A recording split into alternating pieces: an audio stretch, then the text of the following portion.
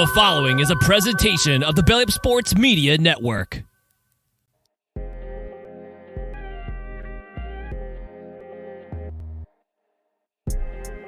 We got a special guest pulling up with us. He's going to hang out and talk a little bit of football, all that and a little bit more here on the Sooner or Later Sports Show. I am your host, Jay. Thank y'all for pulling up here on the YouTube channel and listening wherever podcasts are downloaded and listened to while you're here. Please wipe your feet, like, subscribe, rate, and review. Give us 5 stars. You don't think we deserve it? Go ahead and give us 5 anyway and gift it. So, today's episode of the Sooner or Later Sports Show, we're going to have some fun. Go ahead and bring in Coop. We're going to bring in our special guests as well. So, we're going to talk about how last week went down and just how excited we are about that. Coop, how you feeling? Oh, and that special guest has pulled up. Coop, how you feeling today? Yeah, man, feeling great. Actually, I don't feel very good. I don't know if I've got pneumonia or the Rona, but it hit me middle of the day yesterday, and so I'm just if I'm a little less me, that's why. But gotta have my man Isaiah. Come on, I couldn't miss this. I understand that, man. I'm glad you're feeling better, but we got Isaiah Coe in the house. What's going on, my man? How you doing? My brother, thank you so much for pulling up with us today, man. We excited to chop it up, talk ball with you, man. Thank you so much. Y'all on the channel, go ahead and hit a comment in there. Make sure you wipe your feet and like. That way, Mr. Cole knows that y'all here, man. But hey, talk to us, man. How you feeling this week after, finally winning after, 2 losses and stuff? It feel good to get a win. Obviously we had the little 2 game skid, but it always feel good to be, on the good side of the game. So I feel good back in the winning column. Love to hear that, man. And you're one of the leaders of the team, man. And we're glad to be able to have you pull up, man. So we're gonna talk some ball. We're gonna talk about last week, the bounce back, the feeling in the locker room, how that went. We'll dive a little bit into going into this coming week with BYU. How does it feel like? And then I'm gonna ask you this first. I went through looking at the PFF grades, right? The grades for the defensive linemen on the team and everything. And you're like the top rated defensive lineman on the team right now, man. How does that feel? It feel good, just knowing all the hard work that you put in through the winter, through the summer, fall camp, all of that. Just finally feel good that everything's working out how you plan doing it. So. I'm just happy that everything's going to plan. Still working, of course. Still, trying to grind, be the best I can be. But it feels good to know that the work is being recognized. I love to hear that. Yeah, Co, man, I appreciate you joining us. And if you're just clicking in, it's Isaiah Senior, defensive lineman, Isaiah Co. Isaiah, how often do you look at the stats? And did you know that you were the 12th on the team in tackles? It's crazy because I just looked at the stats for the first time all season, like 2 days ago, and I didn't even know that. So I'm just happy that I can find the ball. So that's always a good pleasure just to have a nose for the ball, be always around it. So I was actually pretty surprised when I looked at it a couple of days ago. Awesome. The thing that I want to find out is, did you guys, after last season, did you go around the country and study what a goal line stand was? Because whatever y'all did, it's blowing my mind what you guys are doing. I mean, give me more all day. Tell us a little bit about that, just that mentality. The first one was in Texas, and then the most recent one, on Saturday. What is it like when you and Terry and Danny and everybody do you guys look at each other and be like, nah, we got this again? Like, how's the mentality around there? It started with Coach V, Coach V, Coach Bates. They always preach, make them earn every blade of grass. So when we go in, we be like, okay, they're 2-yard line. So, but they're not in yet. So we have that mentality, just take it a play at a time. Every play is important itself. So just taking a play at a time, watching a lot of film, knowing their tendencies and what they like to do in the red zone and goal line situations. So just, put in the work. And then we had a lot of emphasis on, red zone defense this year. Last year we wasn't one of the best red zone defenses in the country. So we really took pride in attacking that. So I feel like we just had that mentality of they're not in until they're in officially. So just taking it one play at a time, one drive at a time. Don't let them in. Love to hear that. Love to hear that. So we got one fan in here watching you, Isaiah Corey Alexander. He says, "Thank you for the gloves." So it appears you Oh gave yeah. somebody some gloves recently. Yeah, I gave a fan some gloves after the game on Saturday. Well, here's that fan. He says thank you. He really appreciates it, and man, he's been stoked about it. I've seen him on the channel a few times, and he's really excited that you hooked him up, man. So thank you for that. No Got problem. one super chat. Blake, thank you for the donation. We appreciate the $2, man. You got another year eligibility? Or are you done? Nah, this is my last year. If I would Oh, if I would have redshirted, I would because I never redshirted in college. But that's you true. know, I played 4 games already. So yeah, this is my last year. Hey, well, you know that the Big 12 and rules aren't a super set situation. Like they can change them as we go. So if there's a way, I mean, it's for the student. It's forget the Oklahoma portion. It's for the student. So I'll make a call for you, Isaiah, and we'll see if we can get you back in the SEC next year. Appreciate I, it. Appreciate it. I want to go back to that goal line stance, right? You mentioned the emphasis in practice. And I remember before the Tulsa game, Coach Kevin Wilson for Tulsa talked about how in practices back when he was the offensive coordinator for Oklahoma. Now, keep in mind, it's when Sam Bradford, Heisman Trophy quarterback, was playing, right? Yes, He was sir. talking about how Venable's defense was so darn intense and so good, he couldn't move the ball with Sam Bradford. They had to place the ball in places on the field. Is that what it's looking like for y'all right now when y'all play defense against the current offense? Are y'all able to stop the number 4 offense in the country?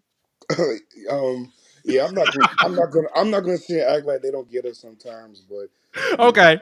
but it's a back and forth battle for sure. It's definitely a back and forth battle. They some days we get them, some days they get us. So it's definitely consistent battle, always trying to get better. So last year they were getting up on us and all that. So we really took pride in competing with them, trying to make things tough for them so they can be good on game day, just so we can be good on game day. And just having that constant back and forth. We try to make it hard for them, they try to make it hard for us. I like that. I like that.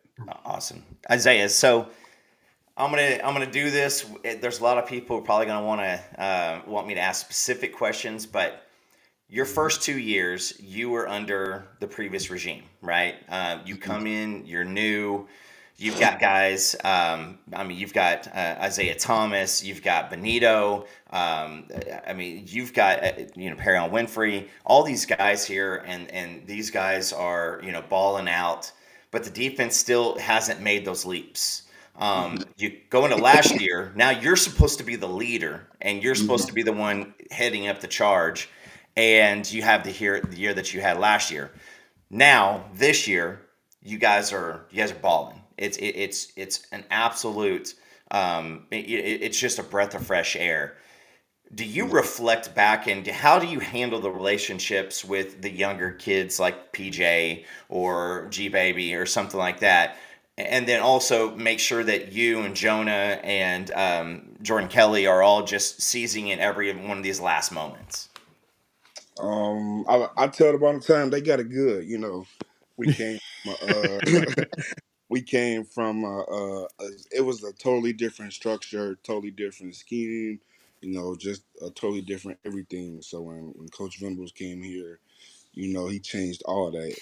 And it just really started with, just being more family oriented, doing things Hmm. together, because we're going to war with each other every day on Saturday. So if you're not willing to go to war and go to battle with the guy next to you, and y'all don't have a real relationship, then how can you really say that you were willing to fight for him if you don't really know each other? So I think that was his first priority, and just trying to make everything bonding, just doing little team events outside, just always being connected and being together. So that was the first thing. And then just being under Brent Venables, like his resume speaks for itself. Knowing No one has to say anything about it. You can just go look up everything that he's done from his first stint in Oklahoma to when he was in Clemson and then to now, year two.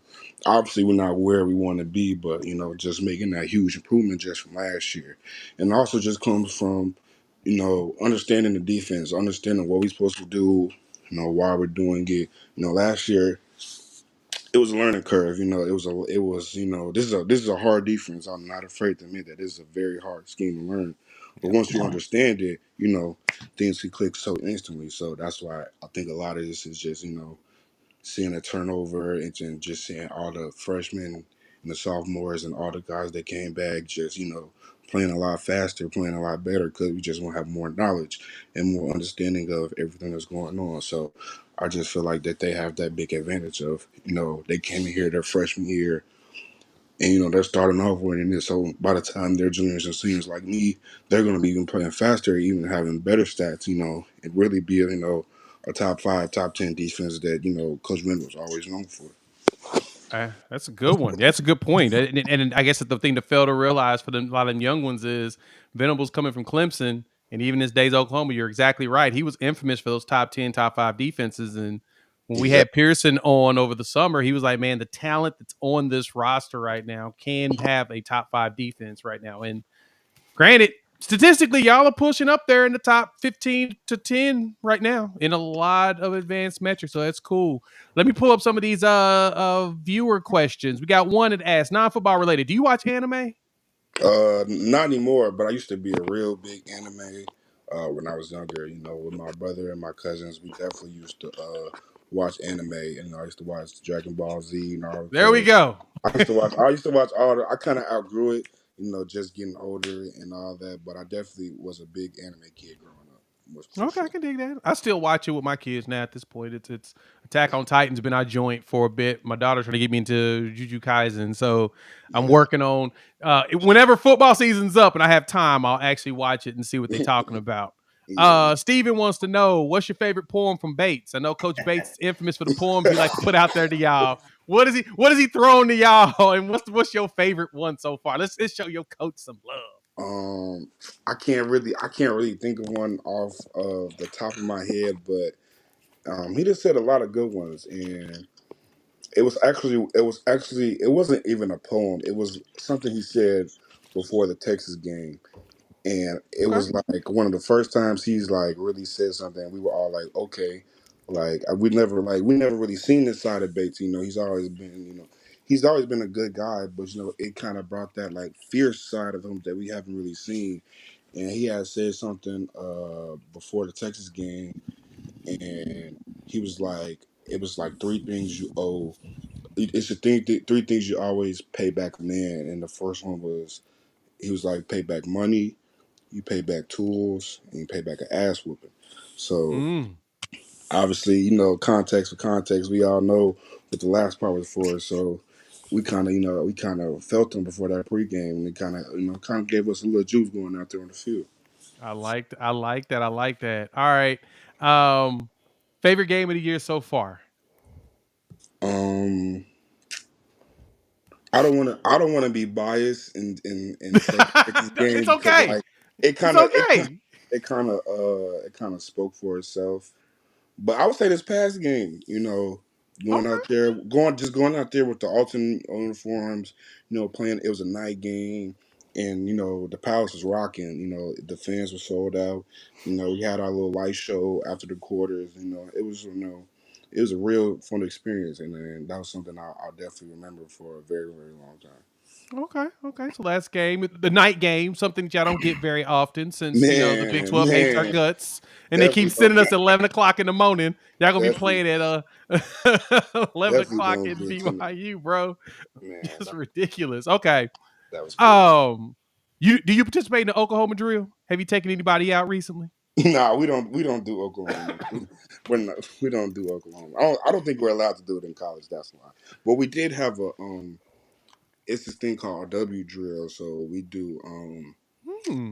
it's basically three position groups. It's the linemen, it's the mid skills and the skills, and they all go against each other in like a kind of like a Oklahoma drill type vibe. Okay.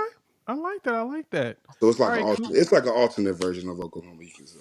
Is it not as Yeah. dangerous? Is that what it is? Is Nah, it not as yeah, violent? it's not as dangerous. That's Okay, the part. I, that's fair. Isaiah, last year you were one of the only dudes on the line that was 300 plus, right? And so like you were the anchor, you were the nose tackle. Like whenever they said big guy, like we know who it was. Hmm. You with the weight gains and Jonah Lalau moving over. Can you tell me a little bit how that process went in the summer as far as like, hey, we just need to get bigger up front, bigger, Hmm. bigger, bigger, bigger. Like, was that something for you that was a struggle also since you kind of were already there, or were you just fine tuning stuff with Schmitty? Nah, I've always been a big kid, my pretty much my whole life. So being Hmm. 300 pounds was definitely not, it definitely wasn't a struggle for me. I think it was more of a struggle, for the guys with our, our last coaching staff. They had us more on the light side, so it was more hard of people getting used to it of not necessarily gaining the weight, but playing at that way. A lot of these guys never really been 300, 295, plus all around. So it took a more of a toll on the guys. So I just, and they were they were asking me for help, how do you do certain things? How are you so used to, doing things at this big of a size? And I just had to get them little tips, little hits on, some of them were even asking me, how do you like gain weight or how do you maintain weight? And, it's kind of like not on me because I have a very slow metabolism. So gaining weight wasn't really that hard for me. I could eat 2 meals, and I'm right back at 300 pounds by the next morning. So just Oh, understand people just understanding their bodies and what they eat and what not to eat, and timing is everything too. Eating at the right time, eating at a constant pace, but not too much, but also not too little. So just giving them hints, here and there, just they can be better. okay. So I got an interesting one for you. So this season, it's been interesting defensively how effective you all have been without the tallies that everybody looks for, right? So what my point is, we're going to is sacks. We don't have a lot of sacks right now. So Yeah. I'm curious to what you guys do practice wise to keep that intensity going and understanding that you probably ain't gonna get the sacks, but you're going to disrupt things on the offensive side. What is that plan? How do you guys shape that in preparation for games? I mean, we try to keep the same thing every week. I mean, us players understand, what's going on. We understand what type of scheme we run, so we understand that every time is not going to be there for the ball. But just having even pressure or just affecting the quarterback's throw, that counts, just as good as a sack or Hmm. anything. So our coach always tells us, just move the quarterback off the spot. He likes to say make them shoot a fadeaway. So just try to make them, uncomfortable, make them try to throw a bad ball, get an incomplete pass. I like Also, that. also tells us to get our hands up.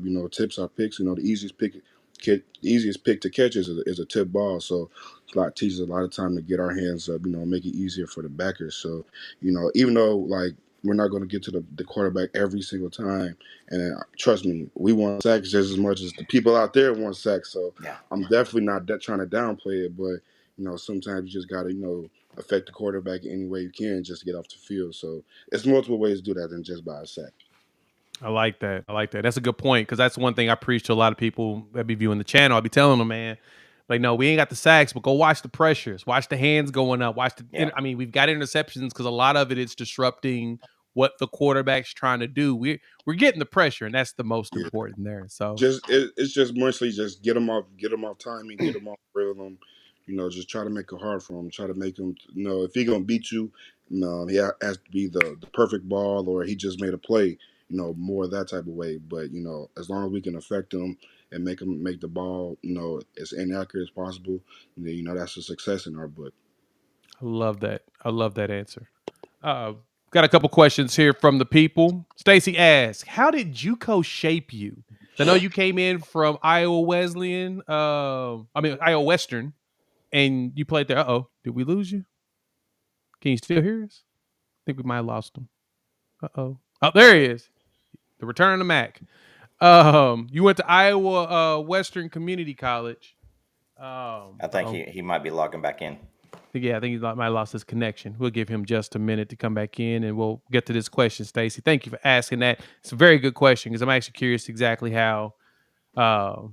There you go. Can you hear us? Yeah. I'm sorry. My family was calling me, so I had to let them know I was in the middle. But Understood. JUCO, Yeah, how'd JUCO shape you? Because I know you went to Iowa yeah, Western, and then you came uh, here from Illinois. How'd it shape you? yeah. JUCO was humbling. It teaches you a lot. Okay. It creates a lot of bonds. It creates a lot of things. People go to JUCO for a multitude of reasons. Transfers, grades, under recruitment. So just having that journey and just getting a second chance, really. That's what I would say. The main thing, just taking advantage of my opportunity. You know, God gave me a second chance, and He gave me another opportunity to be able to play, Division One football. So I was never ever gonna let the opportunities to begin. So it just taught me, to, be more grateful. Understanding that this is not, you might have messed up the first time, but you got another shot. So I'm not going to just let this one go away. So it just taught me to, be more appreciative, be more grateful for the things I got in life, and it just makes you, value everything that you have right now. Because then you realize that people have it worse than you. You might think you're in a bad situation, then someone can have it a lot worse than you. So just understanding that mindset of accepting everything that comes to you, the people, the place, no matter where you are, just being appreciative. I like that. I like that. Got another good one here for you. Who's your favorite player on the team to watch? So when you're sitting on the sideline and you out and you got to watch him, who you like watching? Who gets your attention right now? Young or old? We'll take them all. Um, Drake, man, Drake, man, Drake comes in every day. He might say two words the whole entire day, but you know what you That's can awesome. you know what you're getting out of Drake. Drake gonna give you your all. Drake gonna be scrappy. He's just gonna, and he also gonna love on you too. Like he Drake, man, I love watching Drake, man, just going out there and play, and going out there and just fight no matter what, no matter what's going on. Okay, we had a bad series or a bad play, and just go back out there and go back to work. Just having that working mindset. So, man, I love watching Drake, and I just love to have him as a teammate. That's someone I definitely appreciate. All Awesome. right. Awesome. I got one more, and then I'm gonna pass it to you, Coop. Um, Offensive lineman. Who's the hardest for you to beat in practice? Who's the one that be giving you fits when y'all duke it out? Who's your nemesis on the team? Savion Bird, Savion Bird. Nice. Savion Bird. Because it's actually funny because me being from JUCO, me and Savion like came in together. So Yep. I really watched Savion growing up. So me being an older guy, him being younger, I used to get majority of the wins when he first got to college. But now that he's gotten bigger, gotten stronger, just overall better as a player. Savion, he really gave me some go this year. So we definitely had some battles. So I would definitely say Savion Bird was my biggest my biggest nemesis throughout the Love it. And the big thing everybody pointed out, iron sharpens iron. So that's a year. good thing to hear with that. Yeah, So cool. Well, Isaiah, let's talk this week. I mean, you went with Kansas, which obviously winning record. In the quarterback situation, little injuries, but they had a potent offense. Oklahoma State was on a roll, on fire. West Virginia was too. This is the first game in a while that this is a team that's really not like trending up. yeah. So what's going on in the film room as far as like things that you guys have to shut down? Like what's your number one and number two things you got to shut down to really take it to BYU this week?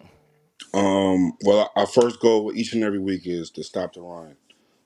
We know if we Mhm. can stop the run, we know we can control the game. So if we stop the run and we just do our jobs, we really feel like we can go toe to toe with anybody in America. And I feel like if we just have that mindset of being physically dominant, because they're pretty known for being a physical team. So, but Oklahoma is known for being a physical team. Like we're not afraid to go toe to toe with anybody that that says that. So we know if we stop the run and just dominate the line of scrimmage, that anything's will happen, and we're confident we can win the game.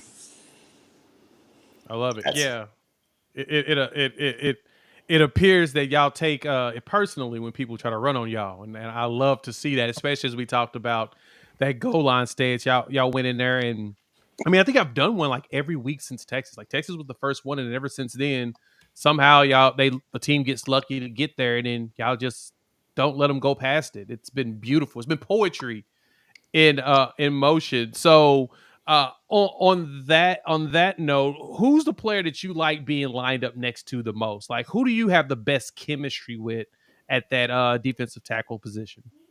Uh, I like being out there with anybody, Mm-hmm. just because we know we're a lot of vets, so we kind of know what's going on. But I would say it would be between Jacob Lacey or Jordan Kelly. Just because I've been with Jordan the longest, and us both being older guys. But I like being out with Lacey because he likes to communicate. So he gonna make sure whatever play we get, Mm-hmm. he gonna talk to me. And then Lacey, he's also a technician. Lacey's real technically sound. He's a real good football player. Very underrated, very undervalued. So I'm always appreciative when I'm out there with Lacey or Jordan, just because I know we can get the job done for sure. And then I also definitely. like that. I also like that being out there with Dejan, especially when on the third and shorts, because people think they can just run the ball. Not to be cocky, but I just have a lot of confidence. Two But three Hey, to be hundred confident, yeah. is what it is. two two It- 200 two 315 pounders out there. A lot of people don't yeah. have a lot of success running the ball. So I definitely like that being out there, DJ on the third and fourth and shorts. All right, you get to clown on somebody. How weird is Jaron and Danny? You got the samurai thing that has taken over. I think that you guys along the defensive line, you guys need your own thing because they've got multiple different things between the defensive backs and the backers. But Yeah. when you hear them talking behind you, or just see them at practice or off the field, how is it to watch this Looney Tune off the field, but then such a focus on the field and just a phenomenal football player? It's just it's funny to me because my locker is right next to both of them, so their locker is right next to each other, and I'm literally right across from them. So I've been seeing this every day for the past 2 years. So y'all might see something out there, y'all might laugh, and I'm like, man, that's just Danny and Jaron, every day for me for the past 2 years. So I just let them do them. Whatever they go with, I support, whatever they feel like, they want to do that week, whether it's change their hair or, go outside in a Batman and Spider-Man costume, or, whatever the flavor of the week is. I'll be all for it because, at the end of the day, it's a good laugh, it's all just funny games. So I definitely be out there, showing love when I can. Love to hear that. Love to hear that they're Yeah. just as goofy in practice all the time like they are on the games. That means that their personality is real, right? All right, Yeah. I got kind of a serious one for you here, and one of my favorite things that I've seen you all as a team is not only is it showing that you guys communicate well, but y'all hold each other like accountable for real. Y'all will jump on each other and stuff. So last game, was that you and Kip Lewis that got into it with each other when they had to call a timeout? Nah, that was me and Kobe. That was Okay, it me was and Kobe. Kobe. Okay, Kobe. I was trying to Yeah, figure out if it was Kip or Kobe. I couldn't tell because they didn't never turn. But I saw yeah. y'all went helmet to helmet, man. Talk to me about that intensity, man. Uh, I want to hear about that. so we didn't get a call. So Mm-hmm. I'm sitting there. I'm looking at Coach V, and I'm waiting for him to give a call, but he was calling timeout the whole time, but they never told us. So I'm like it's fourth and short. Like he got like the center had his hand on the ball, and they always preach to us like be ready, get in the stands when the center has his hand on the ball. So Kobe's telling me to get down. I'm like, how am I get down if I don't know what I'm doing? So I'm like, so we just going back and forth, and then Coach V had called timeout. So then Kobe was like, man, I need you to get down. I'm like, how am I gonna get down? Like, I don't know what play we're running. Like, y'all want me to just line up anywhere? I'm like, y'all not telling me. And then we just had a little, a little scuffle. But of course, we dapped it up. After they punted the ball and all that. But it was just heat of the moment. I'm trying to get to stop. So I just need to Right. know. I just need to know what I'm doing. We done did this before, so I'm just trying to be prepared. So it wasn't. It was big in the moment, but we just laughed about it, adapted up. We was all good after that. And that's the As best part. Y'all, you can tell, like I said, you yeah. can tell the accountability with each other just as brothers, just making sure that everybody's in the right spots. Yeah, I saw people moving your butt to the side. Y'all jump over and move over. I Mhm. love seeing that y'all care so much about being as perfect as possible. That's just that's a winning team. That's basically what I got out of that. So that's good. Go ahead, For Coop. sure.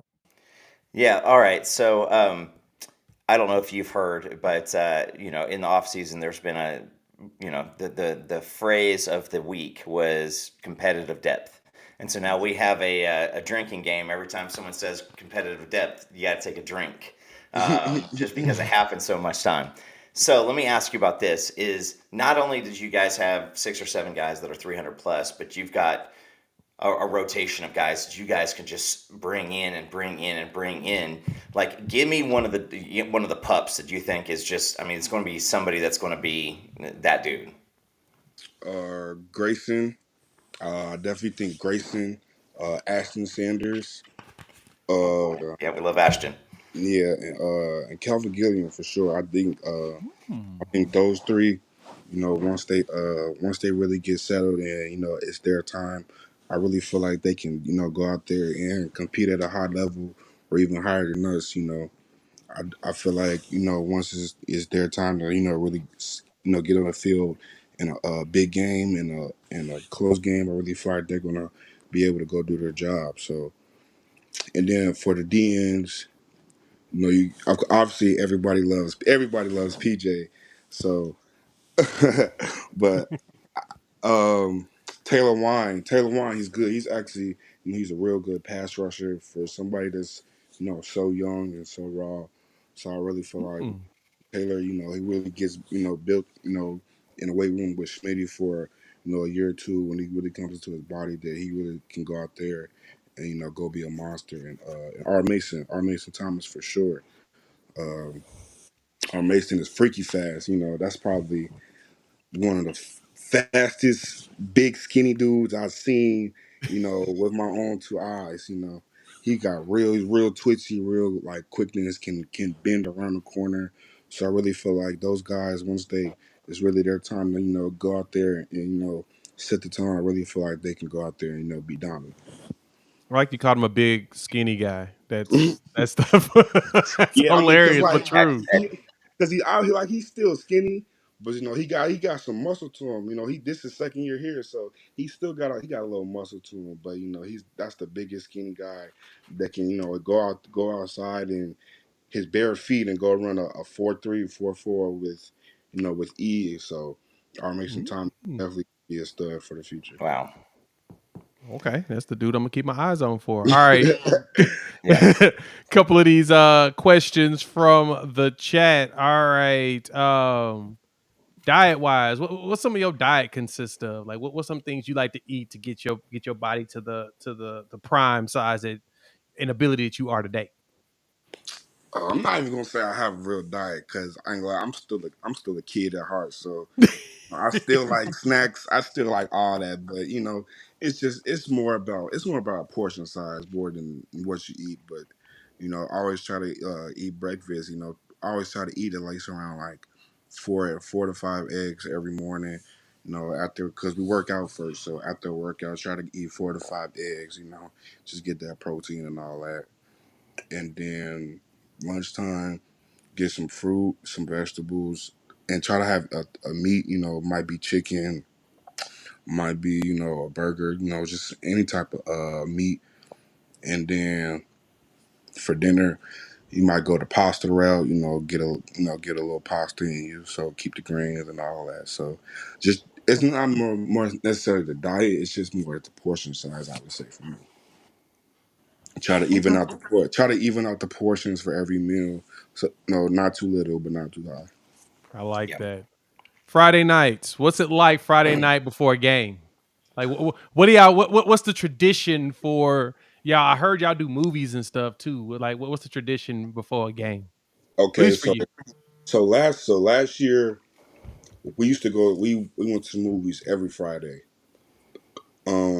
Sometimes it was good, sometimes it was bad, but not. And I'm saying bad is because we would have an early game the next day, so Mm, we would have right on sleep. So this year he had changed it to only evening game. So only if we have a 2 p.m. game or beyond, we would have the option, and if we went to the movie. So since when we have the early games, of course, we would have a team meeting. We would eat dinner, and then we would watch a little film, and then we would have chapel. We would have chapel at night okay. instead of having in the morning, and then we have a team meeting, of course. Coach give us a couple positive words and all that, and then we'll have usually have like a team video, like a hype video before the game, and then we will have a players only meeting, and all the players can get whatever off their chest, whatever they want to say, whatever they feel before the game, and that's that. Okay. But for afternoon game, we would eat dinner, we would go to the movies. The seniors picked the movies, so we've been kind of iffy this year because we've been having a lot of slim options. So, Fair. but we did have a good movie last week. We watched The Town. Yeah. So That's that good. was That's a real good movie. yeah, that was probably one of the better movies we saw this year. So we went to the movies, had a quick word with Coach V, had a watched that video, had a players only meeting, and yeah, that's really about it. Okay. Okay. Got two more questions from the crowd, and then we're gonna pass it right back to you, Coop, so you can get those coughs out your system. I saw you over there choking on yourself about 5 minutes ago. Favorite piece of barbecue? My boy PG. What's Ribs, your favorite piece of barbecue? Ribs? Are you a rib rib. guy? I'm a big rib guy. That's what I'm talking about. You Are be in you there? pork or beef? You got a favorite? Man, it don't matter to me. It's gonna Rib get or eaten rib? regardless. It's gonna get eaten regardless. I'm Yeah. not picky at all. I love it. Do you be making your own? You smoking your own ribs yet? My dad, my mom, my dad. So I don't really try to get involved. I kind of let them do what they want to do. Okay. So whenever food ready, I'm there. That's what you can count on. All right. All right. As long as the plate's made, you there. You gonna be there for them Yeah, ribs. You smell I'm gonna smoke be is there. on. I'm on my way. Yeah. Yeah. Sweet. Toughest guy on the team. Who's out? I want to know who you think is the toughest, and who's like a shocking strong person on the team. Mm. Lewis Carter. Lewis Carter. He That's was all I hear about. I heard that dude get like weights when he was like 5 years old. Like yeah. he been lifting cars since he was a baby. He said he used to work out with his older brother before he got to college. So Lewis said he was lifting like when he was young. So we weren't in the same rec, but we all worked out at the same time in the summer. And Lewis was doing like I want to say like 315 for like 10. Oh. He gets a phone call. 315, like 10 Yeah. times. Lewis Carter? Jesus Christ. That's And what they're we'll in the do. middle of Got that next phone call. So hey, he did Nah, no, 315? nah. Yeah, Lewis was doing.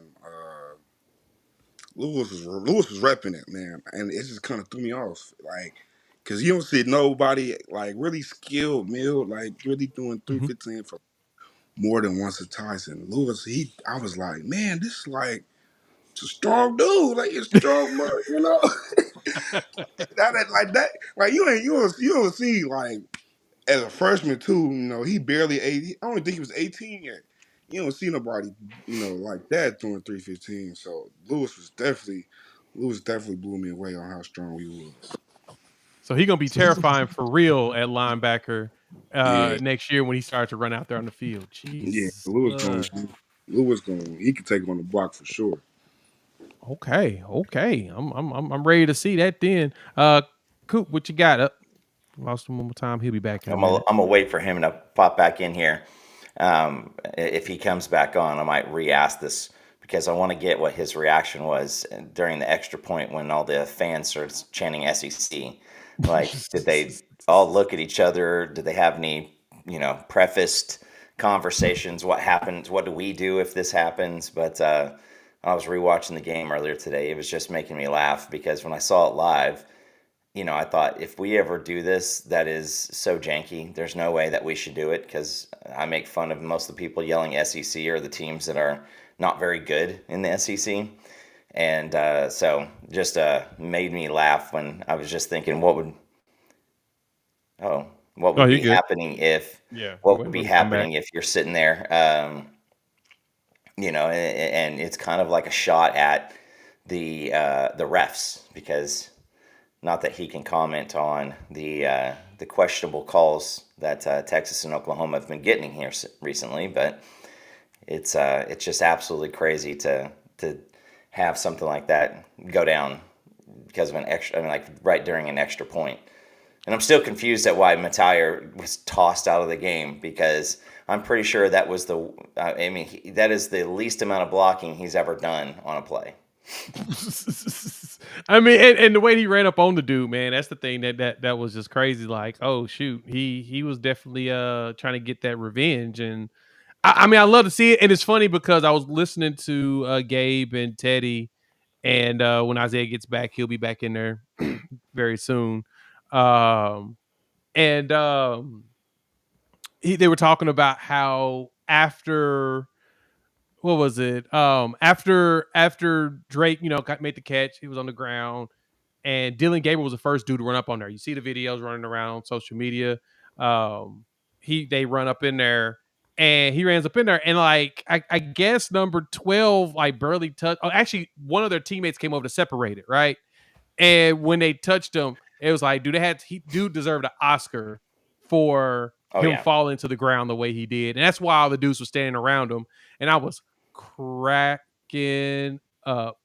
I was like, oh, I didn't realize that was an acting job by him, which granted, I totally get it. It was probably an acting job. It kind of looked like he flopped and fell to the ground. So it's probably nothing serious. I bet you his phone died. I got money saying that Isaiah's phone died. He says that it kicked him out, so he's going to try to shut the phone down and start it back up. But yeah, if you were just joining us, we've had Isaiah Coe, senior defensive tackle from the Oklahoma Sooners, and when we were walking in during OU Texas, a couple ladies in front of me were I was getting hungry too. A couple ladies walking in front of me, and when I saw both of them had Coe jerseys, I figured I would ask, and it was his mom's and his aunt. And so they were extremely talkative, and so I sent the picture of him on the show, and they were like, "Oh, you got to send us the link." Like we called him. So all right, here he comes one more time. Yeah, the man himself. Totally understand. Welcome back, G. Yeah, internet's always funny and stuff, man. So totally understand. Being disrespectful to you and everything. But someone asked a good question in here. And I got to ask you, we got to get this to you, and then Coop's going to ask you some stuff. I got to know. Everybody's got a Schmitty story. I know you got a good Schmitty story, right? See, he's smiling. He's smiling because he know everybody's got one. Everybody's got one. What was it like meeting him the first time? And give us a good story of what went down. Okay, so we had met him like right before our bowl game at Oregon. Right. So it was him and BV, and I'm just like, bro, he's like, this man is little. Like this man is like, he really like 5'7", 5'6" max. I'm like, this man is like little. Like this the guy that y'all like everybody been so afraid of. I'm like, it's no way. Like it's no way. Like this is him. So I'm gonna tell you the first one. So it was the summer. It was the summer. It was last summer when he first got here. we were running, and it was the mids, the skills, and it was the bigs. So it was just the bigs. It was just the D line. It was just the D line. I think this is nothing. One, Jerry, like you gotta come better than that. You gotta come better. Like this is nothing. Like they told me you supposed to be. I'm not feeling it. And so then he's just sitting there like not saying a word. Like he's just sitting there staring at me. You know, because he runs with us. Like whenever the last group runs, he'll like run behind us and he'll tell us our time. And then he's just there and he's just not saying anything. So when we get done, he was like, I like that, dog. He was like, I like that. He was like, and I'm just in my head. I want to laugh so bad. I just want to laugh so bad because I'm like this man is like the man is funny. Like the man, he's really childish. Like if you ever like really hang out with him, he's very childish. So the second time, it was this past year. We were running, and we run like three half gassers. And he just tells us to stop out of nowhere, just randomly. He just tells us to stop. And he was like, just leave. And I'm like, and we're all just sitting there like, huh? Like what's going on?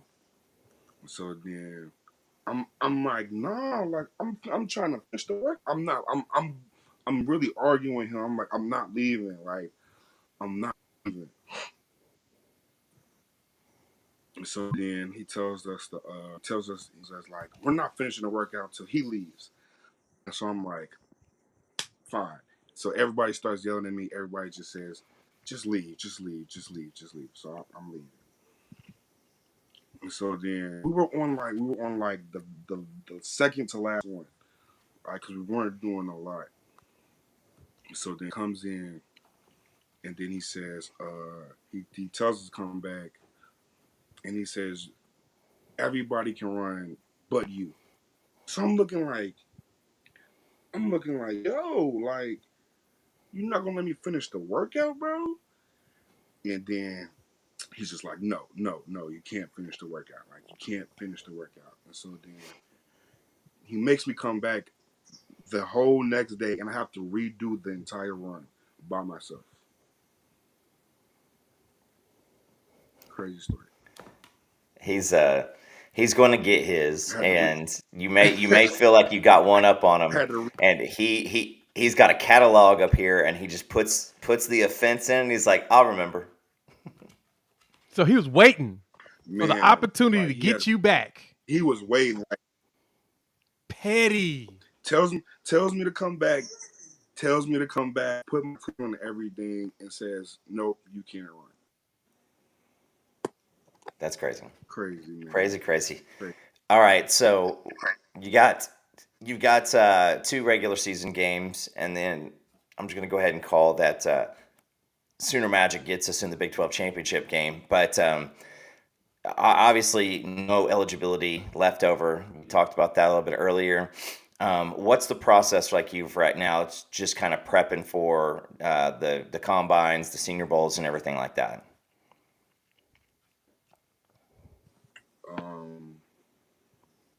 I mean, I haven't really thought about it, a lot. I've just been trying to finish the season, man. Okay. That's kind of what I was hoping you would say. Yeah, I just been trying to go out there and go win a ball game for my guys and just go out there, hopefully, with some magic, go to a Big 12 championship, go try to win, and try to with take care of itself.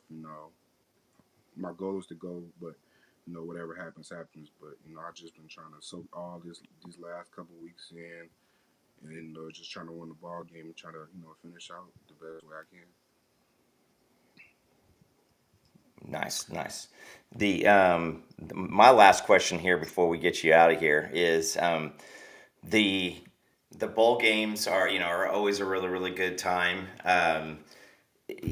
so far, what's been the kind of the favorite bowl game that you played in? Was one much better than the others? The Alamo Bowl. The Alamo Bowl was fun. We had Coach Stoops there, so Yeah, Coach Stoops. That's a real.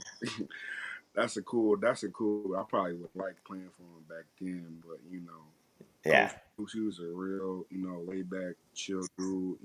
That was definitely fun. We were in San Antonio, so our hotel was right on the Riverwalk. So when we would go downstairs to our lobby, we would just go to the Riverwalk, and it was people out there. It was people cheering us on. We had fans out there.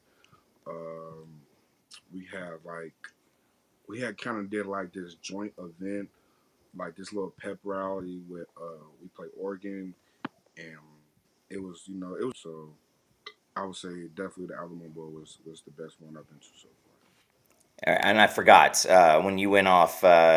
I wanted to ask you this question because it had to catch y'all by surprise. But after Drake and the Matire stuff, you guys go down for the extra point, and the fans start chanting SEC. What were you guys thinking? And then had coach said anything like, "Hey, if this comes up this year, this is how we're going to react"? He told us in the beginning of the year, all the SEC talk, that's for next year. Just focus on this year. You know, focus on 23. Next year is.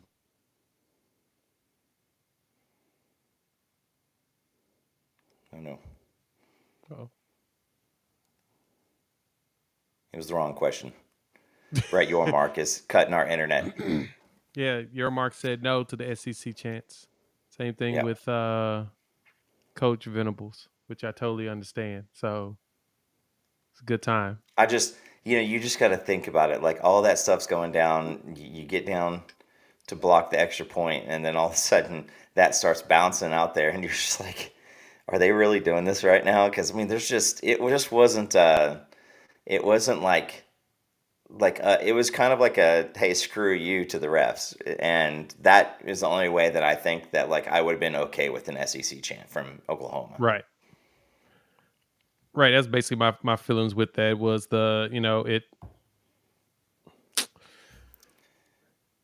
it's funny because, that's all we enjoy the fact that we can get after your mark with everything that we've dealt with here in the Big 12 and stuff. So, a little bit on the hysterical side, but yeah, man, that's good stuff. I think we're gonna go ahead and wrap things up. Sorry we can get to everybody's questions, but thank y'all for No, pulling that's up. We're right. gonna definitely work on bringing our man back, hopefully before draft or whatnot. A lot of great questions. Thank y'all for the interaction and the participation as usual. That was Isaiah Cole, defensive tackle, senior for the Sooners, hanging out with us for a bit. Everything's acting up, so we're gonna go ahead and wrap this bad boy up, put a bow on it. Make sure you wipe your feet, hit the like button if you're new to the channel, subscribe. BYU this weekend, baby. It's going to be a big game. I'm pretty excited. I know Coop is as well. We should be able to go out there and close it out and make the magic happen. This is one of those games where we should cook those boys 100%. So, for everybody here, like I said, wipe your feet, do what y'all do best, and we'll chop it up with y'all day or two. Peace. Peace.